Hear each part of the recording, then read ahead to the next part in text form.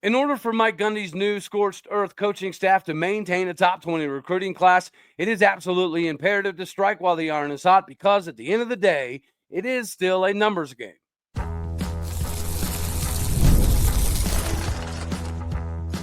You are Locked On Oklahoma State, your daily podcast on the Oklahoma State Cowboys, part of the Locked On Podcast Network, your team every day. Howdy, y'all, and hello, all. Welcome back to Locked On Oklahoma State, your daily stop for all things cowboy and cowgirl related. My name is Cody Stovall. I want to thank you kindly for stopping by to make this your first listen. We're available on all of your podcasting platforms, visually as well on YouTube. Find me personally on X at Alldeo State. Today, we're partially brought to you by FanDuel. Make every moment matter more, especially right now when new customers can get $200 back in bonus bets. If your first $5 hauler is a winner, head on over to FanDuel.com to get squared away today. Meanwhile, we jump right into the conversation of the recruiting class that is still currently sitting right inside the top 20, according to 247. In order for that to maintain itself, due to the numbers situation, we're going to have to continue to get guys in. Having another individual within the next couple of weeks, numerically speaking, would keep us in that category.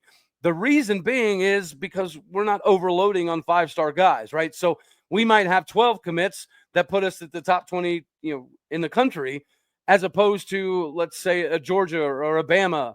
They might have only 6 commits, but if 2 of them are 5 stars, then the numerical advantages will shift, obviously, towards them.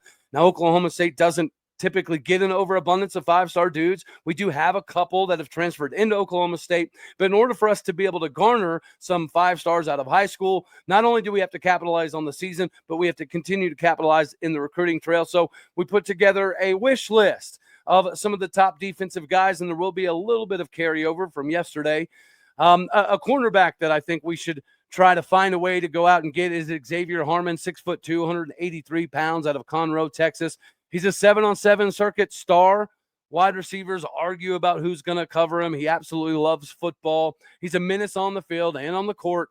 He's basically an enforcer on the basketball court. He's a Rivals 3-star, but who really cares, because his offers list is impressive with A&M, TCU, Ole Miss, LSU, K-State, Florida, Arkansas, Arizona, Utah. There's a lot in the camp for Xavier Harmon, but nobody is making waves, in my personal opinion, like the Oklahoma State staff. So I think this would be a perfect get for us on the solidification of the defensive side of the ball. Sticking on the defensive side of the ball, that's where all of these guys are going to be, and we'll do some offensive individuals a little bit later on. Next up is going to be Tank King. I'm not going to go too far into Tank King because we've covered him several times. You know the drill, 6'2", 205 pounds, out of Port Arthur, Texas, 279 tackles. No, that's not a misprint. I didn't misspeak. He had 141 tackles this previous season as a junior. He had 138 tackles the year prior as a sophomore. 23 tackles for loss last year, 22 tackles for loss the year previous, 8 pass breakups, 8 sacks, an absolute stud that would change the linebacker game, in my personal opinion, for Oklahoma State if we were able to land him. The crystal ball prognostications currently have him heavily leaning towards Notre Dame. Some of the other publications have him pretty heavily with Notre Dame as well, followed by Texas A&M, Texas, Michigan, Tennessee, Bama, OU, TCU, Arkansas. The list goes on and on. But we are still firmly in this equation, and I think Tank King would be a massive benefit to this linebacker core. Sticking it on the defensive side of the ball, the guy who's probably going to be in the thumbnail because he is worth every single penny of NIL dollars, and that's Nehemiah Cologne. Nehemiah Cologne could be a package deal here in a couple of years. His sister, Michelle Cologne, is a beast on the softball diamond as well. 6'4", 255-pound defensive lineman. He only played in 21 games the last couple seasons and still found a way to have 99 tackles, 14 tackles for loss, 5 sacks, forced fumble. He has a 4.60 recorded 40, a 4.4 shuttle time, benching 330, squatting 500, deadlifting over 550. He threw 54.4 feet in the shot put, currently ranked number 1 in the state, 124 feet and 8 inches at the disc, currently ranking him number 3 in the state. And he also runs a 12.2 100-meter dash. To put that in perspective, one of the fastest players on Oklahoma State's roster is Haas Haney, the quarterback who ran a 10.6 100-meter. So you're talking about elite sub 4.4 speed in Hosseini being a 10.6. This dude is 6'4", 255 pounds, and runs a 12.4. That is precisely why getting him is not going to be easy, and we're going to have to fend on the BYU, K-State, Arizona, Baylor, Mizzou, Purdue, Utah, UCF, UNLV, Sac State. And a fun one here is the BYU thing, right? I don't necessarily slide into the camp of tampering when it came to Justin Kirkland, but the rumor that was being purported was that BYU was in town to see Nehemiah Cologne, and at some point in time they ran into Justin, yada, yada, yada. I don't necessarily buy that, but if there's 1% chance or a 5% chance that that is true, we cannot let Nehemiah Cologne go be a BYU Cougar, especially when he's a Stillwater, Oklahoma dude. This is a must-get, in my personal opinion, when we're talking about building the legacies and owning the state of Oklahoma and recruiting. Another individual that would help us do that is Dejon Gaines, 6'1", 185 pounds, out of a Union High School. This free safety has 60 tackles, tackle for loss, quarterback hurry, blocked punt, 51-yard interception for a return, 92 yards in the return game in 2024. He averaged 22.3 yards per kickoff return. He's got a couple different TDs, 212 all-purpose yards, including some at wide receiver. He's a state title runner-up in the open 400-meter with a 47.8. He also runs a 22.7 in the 200-meter. He won 6 meets at the open 400 event. So that's extremely impressive. And we also have to stave off the K-States of the world and the Arizonas and the Utahs and the Baylors. This is not going to be an easy proposition. Then you have Colin Thompson, 6'4", 205-pound defensive end with 24 tackles, 14 solo, but he's only played in 11 games, 7 tackles for loss, 2 sacks. He's a short yardage beast and fullback that does have some carries on the resume. He's benching 250, squatting 500, deadlifting over 500, has a 39-inch vertical, 10.7 broad jump, and a 4.1 shuttle to go alongside a 4.440. 205-pound defensive end. This is somewhat reminiscent to Chindavian Bradley, who was a 5-star when he committed to Tennessee. I think he got to Tennessee and he was like 208, 210-ish pounds. They needed him to get to 225, 230 before they felt comfortable with him being in the lineup, and it took him a while to get there. Colin Thompson could have the benefit of Rob Glass if he comes to Oklahoma State, and we mentioned the on-3 stuff yesterday. They have him at like 84% being a Cowboy. Hopefully that is 100% accurate, because we are going to have to compete with Pitt, Baylor, UNLV, Mississippi State, Syracuse, amongst others, to garner his services. Another individual that we've got to mention here is going to be Tatum Evans. All right, we've covered him almost as much as Tayon Tank King, 6'1", 215 pounds, 2-time all-district linebacker from Grapevine, Texas. Originally was being pursued by Notre Dame, A&M, Baylor, and TCU. They beat us to the punch originally before we got in on the recruiting game. And since we've gotten involved, SMU and Arkansas have heavily invested recently. I know that Tulsa is definitely looking at him being a potential dude. And his options are going to continuously increase. Whenever you win the Under Armour Dallas Next Camp MVP and you're in the Dave Campbell Texas football features, that's definitely going to put you on the map even more. I wouldn't mind seeing him get reconnected in Charlotte if he doesn't end up an Oklahoma State Cowboy. Nonetheless, it's not going to be difficult for him to have opportunities. It might be difficult for us to land him, but nonetheless, those are some of the wish list individuals on the defensive side of the ball. Notice I didn't do a top 5, top 10 type thing, because we're not going to be done here. We're going to have some other individuals. Obviously, Rickland Holmes II is one of those wish list individuals that we're going to cover a little bit more later on, as well as the offensive side of the ball. And speaking of the offensive side of the ball, the common consensus when I do guest appearance on other shows, it's always, well, how are you going to replace Ollie Gordon? Who's going to be the guy that fills the void for Ollie Gordon? Those questions, they do make sense. So we're going to talk about them here in a second. You know what else makes sense is cheering on the Thunder with some dollar bills in your pocket, and you can do that with FanDuel, ladies and gentlemen. With the NBA playoffs in full swing and the Thunder definitely delivering, every night gives you highlight-worthy performances, major momentum shifts, and cannot miss moments. Whether it's in-game shooting, a winning shot or just a breakout player that's having a phenomenal game, there's not a better time and place to get in on the action. FanDuel makes it easy for you to stay in the game before tip-off and live. With player props, performance trends, and same-game parlays, fans have more ways than ever to stay involved, engaged, and win big. If you've got a read on who's heating up, is SGA about to drop another bucket, why not back it up with the same-game parlay bet? How could a $200 bonus in bets add to your excitement if your first $5 bet is a winner?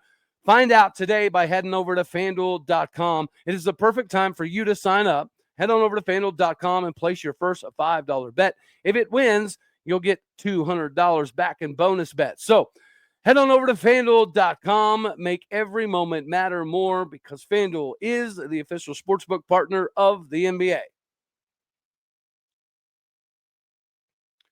All right, now we get to talk about replacing Ollie Gordon. And of course, it is going to be a difficult task. After rushing for over 1,700 yards, winning a Doak Walker Award, last year he didn't have the stellar season that he had the previous year, primarily because of the offensive line, secondarily because defenses figured out how to stop him.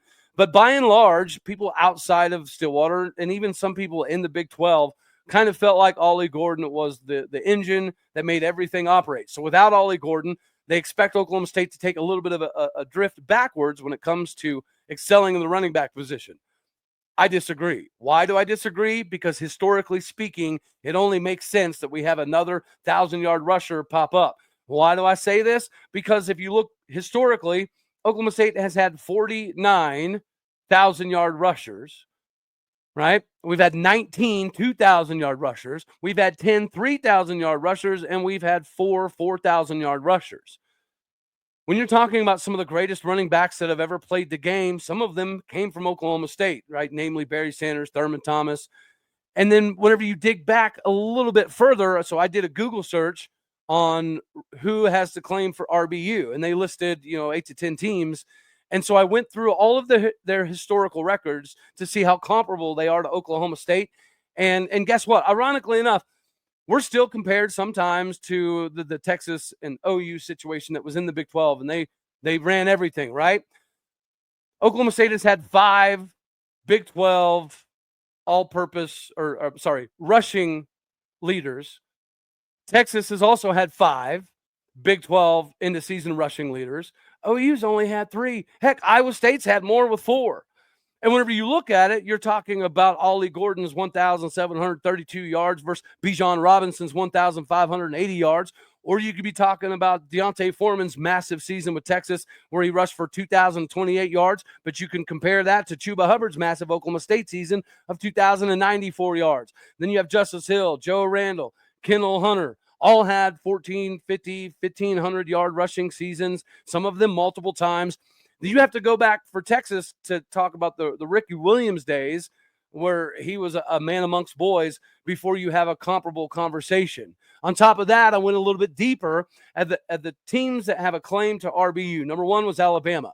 They've had 58,000-yard rushers, so that checks out. That makes sense. Texas had the exact same numbers Oklahoma State, 49.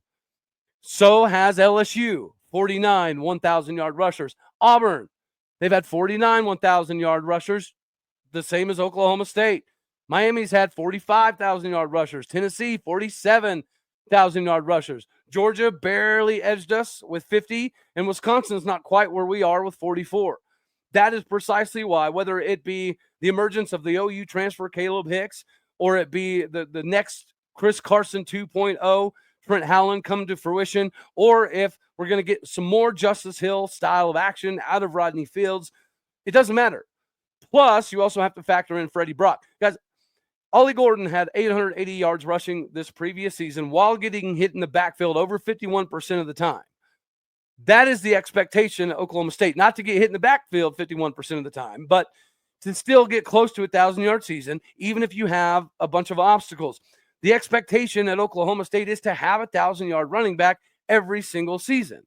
And that's not going to change just because Ollie Gordon has moved on, whether it be a committee style of approach, and that might be applicable, right? You could have a scenario where maybe Caleb Hicks has 600 yards and Rodney Fields has 600 yards, and Trent Allen has 400 or 500 yards, and Haas Haney has 300 yards. Zane Flores has 200. It might be more of a committee style approach this season, but don't get it twisted. If you are not an Oklahoma State fan, you may not understand that this one position does garner a lot of attention, and it's because of that. We're on the same playing field as the LSUs of the world and the Texases of the world and the Wisconsins of the world. We are there, but we don't get the same level of respect. And primarily, it's because of the offensive lines. That is one of the biggest differences. We don't have Alabama offensive line. We don't have LSU offensive line. Yet we still find a way to produce the same level of running backs that those prestigious universities do with the biggest offensive linemen in the country, right? The biggest discrepancy between the SEC, Big Ten, and everybody else is that the SEC and the Big Ten typically get far bigger offensive linemen and defensive linemen than the Big 12, the ACC, the G5s, SMU, and everybody else. So for Oklahoma State to knowingly not have the same offensive line as Bama, we still have expectations to rush for comparable yards as Bama. We know we're not going to have the same offensive line as Texas, but our expectation is to have a running back that is comparable to anything they have at Texas, if not better. That is why I feel like people are sleeping on this running back crew. I really do think that Trent Allen taking on that Chris Carson style of role is going to be great for him. And I know that is the objective, right? Because this has been a conversational piece. So he's embracing that and he's ready to take it on. Now, is the offense going to be conducive to a power package? Maybe not all the time, but in any game, in any point in time, there's going to be instances where you need to control the clock a little bit more, especially if you're a team that's going to be doing a lot of RPO, that's going to be taking a lot of shots. You are going to put yourself in a position to have some 3 and outs here and there. So you're going to have a power dude to tote the rock, to kill the clock, and win ball games at the end. I think Trent Allen can definitely do that.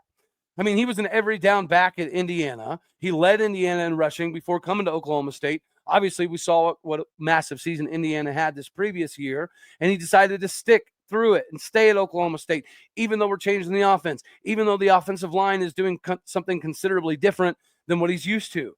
He's embracing this challenge because he also knows he's got Rodney Fields that can pop off for 100 yards. He also knows he's got Caleb Hicks that could pop off at any point in time for 100 yards. And now you bring in Freddie Brock, who, it might take him a little bit of time before he is 100% ready to rock and roll with the playbook and the weight management and the Rob Glass stuff.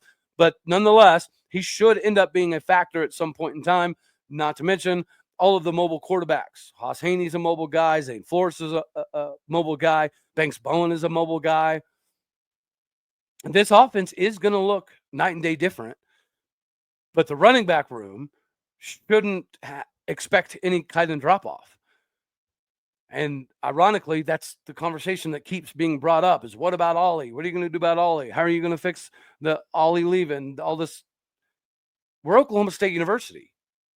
The running back position has that expectation. We need to have a 1,000-yard rusher every season, or somewhere along the line, it was a disappointment. And if you don't have one singular 1,000-yard rusher, then you, by committee, need to put over 2,200, 2,500, 3,000 style yards. That is the expectation, and that's not going to change, especially now with Cordy Patterson in tow as a coach. This is a great time to continue this RBU conversation because statistically, the shoe fits. So we need to wear it, and we need to wear it proudly.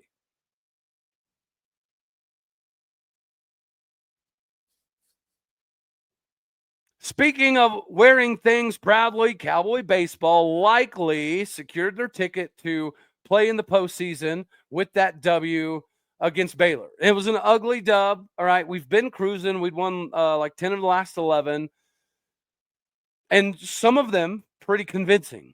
This Baylor W was not all that convincing, but Sean Youngerman was able to find a way to get it done, go pretty late. Mario Pesca came in and looked very, very good. Followed up by Gabe Davis. Could this finally be the Gabe Davis that we were hoping to get all season? He began the year as an All-American, a very high-level draft pick, potentially a first-rounder, but it just didn't go quite right. I think we rushed him back too soon with the collarbone injury, but that may not have had anything to do with it. Nonetheless, he looked like a dominant closer, hitting 97, 98, had a wicked slide piece. It was an impressive performance by the pitching staff. Hitting, we didn't really do much of that. We didn't help ourselves offensively a whole lot. But in crunch time, Baylor had 2 massive errors that equaled 2 massive runs. We also had 2 ridiculous errors. Thankfully, they didn't cost us runs. That was basically the biggest difference. Both teams made errors. Both teams played tight. Both teams didn't hit all that well. But only one team had crunch time errors, and it wasn't our Cowboys. Yet there has been another publication, D1 Baseball, put out that doesn't mean Oklahoma State's going to make the postseason, but most everywhere else does have us in, like whether it be a last 4 in style of equation or not. Sweeping Arizona State got us in the bubble, on the other side of the bubble, I guess you probably could say. Beating Baylor, in my opinion, definitely secured a regional ticket somewhere. Although, again, D1 Baseball saying that it's not a home run that the Cowboys are in the tournament right now. But in my opinion, it's going to take some catastrophic losses in other parts of the country for us to not get in, right? And regardless of what we do against KU. And we're currently up 6-2 on the 2 seed, KU Jayhawks, or the bottom of the 5th. So do we continue this hot streak? It would be great to do for Rob Walton, send him off on a high note. And if we beat KU here, that does set us up to make a legitimate run. We're continuing the trend of being hot. We got the Baylor game that was a little slow, a little wonky, out of the way. We're playing pretty good right now against KU. Braden Smith had a homer to take the lead. Harrison Bodendorf took him an inning to settle in, but once he settled in, he's been pretty good. He gave up a bomb, but it doesn't matter whenever you're scoring bunches. Nolan Schubert has an RBI. This is their ace versus our ace, and our ace has settled in. Their ace has found a couple barrels of ours, thankfully, and we're running the bases well. We're being pretty aggressive. We're not making major mistakes other than Harrison Bodendorf trying to flip it to first on – you got to eat that one, right? Ian Doherty noticed it was rolling fair very quickly. So did the runner. That's why he sprinted that fast. So as a pitcher, you got to know it's coming back into fair territory. There's nothing you can do about it. Eat it, let it be. So other than that, it's been a pretty good game. Avery Ortiz got in on the action. It's good to see him back out there doing the daggone thing. We have opportunities. And if you beat KU, a team that swept us, they beat us 3 times straight, fairly convincingly. And they were 1 game away from winning the regular season Big 12. By the way, congratulations, West Virginia. I'm glad they actually got a W because I would like to see West Virginia host. I would love to see KU host. Hoagland Stadium's been going absolutely crazy this year, so it would be cool to see that in postseason form. They might need this W to get that, but maybe not. The record does speak for itself, in my personal opinion. The amount of road games that they've not only played but won, it's impressive. A lot of SEC schools are not even going to mess with the ridiculous road schedule, but KU embraced that challenge because they knew they were going to have to prove to people that it's not smoke and mirrors. That we're not your same old KU ball club. We're a legitimate team. I will say they don't make a lot of mistakes, right? That Brady Bollinger dude, he's number 2 in like 5 of the top 10 hitting categories in the Big 12. The lowest rank he's classified as like number 4. He's number 1 in drawing walks. They've got three dudes in the Big 12 in the top 10 in drawing walks. So Harrison Bodendorf has done a phenomenal job. And the longer he goes, the more we get to keep the staff together to make a nice little run at this thing. If you can beat KU, you can beat anybody in this field. It was nice to see West Virginia get the dub. Arizona looked fairly impressive. There was a couple of upsets to begin the thing, right? BYU taking out number 5 seed Arizona State, who has 5 national titles in baseball. That's a surprise. Texas Tech getting beat by Cincinnati. By seeding, it was 8-9 seeds, so not really a surprise. But to anybody outside of Cincinnati, that was kind of an upset, right? This is Texas Tech. The expectations for Tech baseball are kind of like Oklahoma State's running back. They're very high expectations. And then the late game, you had Houston get a W. It's a wild time. The bipolar Big 12 continues in every sport. We might as well just find a way to get used to this because it seems to be the trend. Anywho, let's go finish this KU baseball game. As always, you know I love you. God bless. Go Pokes. Thank you for tuning in to make this your first listen here on Locked On Oklahoma State. You could be anywhere, so happy you choose to be here. Do me a favor, hit the like button if you liked it. Dislike it if you didn't. That's okay too. More importantly, share, comment, and subscribe. My podcast people, you are everything that makes this work. I appreciate what you do. So go ahead and do what you do. Hit the stars. Leave some reviews. All righty, y'all. Later, taters.